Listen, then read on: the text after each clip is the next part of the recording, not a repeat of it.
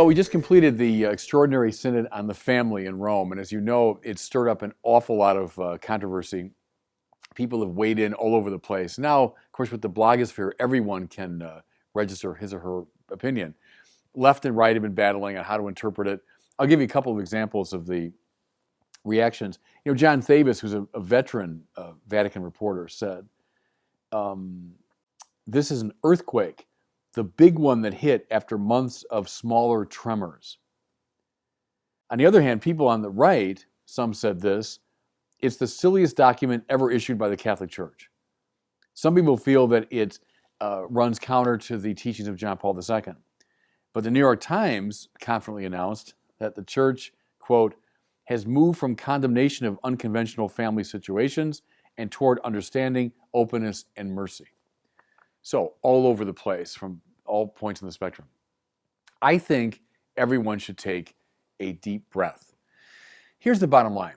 Both on the interim report that happened just a week into it and then the final report, we are miles away from the definitive teaching of the Church. We're at a very preliminary point in a long process of development and conversation. See, here's one of the basic truths, and it's embedded in our Catholic ecclesiology. The Holy Spirit works through secondary causes, and in this case, works through the admittedly kind of messy secondary cause of spirited ecclesiastical argument. What you see now among these synod fathers is a lively debate going on, which is preliminary to the eventual formulation of the Church's teaching and discipline. But it's a very early part of the process. The Holy Spirit does not circumvent or undermine, but guides and works through this often messy process. This has been true from the beginning of the Church. From the Council of Jerusalem in the mid-1st century, all the way to Vatican II in the 20th century, all the way up to this Extraordinary Synod on the family. The Holy Spirit guides these somewhat messy deliberations and arguments. You want some concrete examples? I recommend you get John Henry Newman's great book, still very lively, very readable, on the 4th century and the Arian controversy. Look at Newman's account of the Council of Nicaea in 325. And you'll see a lot of stories about riots in the streets, stories about the mutual pulling of beards among the disputants. Look at John O'Malley's account of the Council of Trent in the 16th century. He'll tell us that long before the official statements were made, there were all kinds of preliminary drafts of the great statements on original sin and justification. Debated? Yes. Sharp disagreements? Absolutely.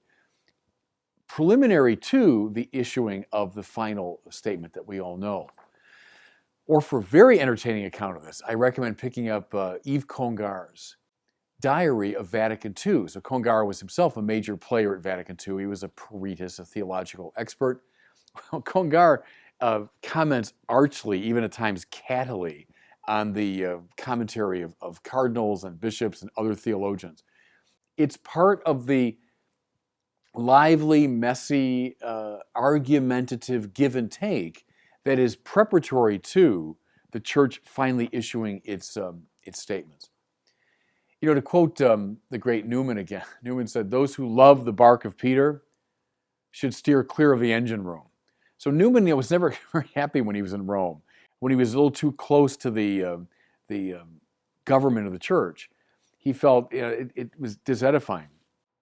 Or shift the metaphor around to a more familiar one. People that like sausage, I'd recommend don't attend to the process by which sausage is made, right? What we have here, it seems to me, in the Synod on the Family, is a very early stage of the sausage-making process. And so, unsurprisingly, it's not pretty. Now, Pope Francis has gave at the beginning of the Synod, permission. He wanted the Synod Fathers to state their point of view freely, to speak their mind. Good, okay. Does that mean this represents the teaching of the Church? No, it represents the argument that's just getting underway. In this process, we sift and weigh and assess and judge. Is that compelling to watch? Not always. It can be kind of a tedious, tiresome, laborious process. Will it produce, under the Holy Spirit's guidance, edible sausage? Well, yeah, that's the conviction of the church. You know, Martin Marty, the Protestant church historian, made a remark many years ago that I found compelling. He said, look, in the early centuries, the church debated Christology, these very important questions of who is Jesus Christ. Finally, after this long process of conversation, the church came to key definitive statements of its Christological faith. At these councils, which themselves were argumentative, but finally the church, gathering itself, said, here is the faith of the church. Good. Martin Marty suggested, now we're going through a similar period, but we're debating questions of sexuality and questions of authority. This Synod on the Family is the beginning of that kind of ecclesial conversation. I just think what's wise right now is that everybody have some patience with the process, a faith in the Holy Spirit who guides but does not subvert or undermine or circumvent this usual process of working.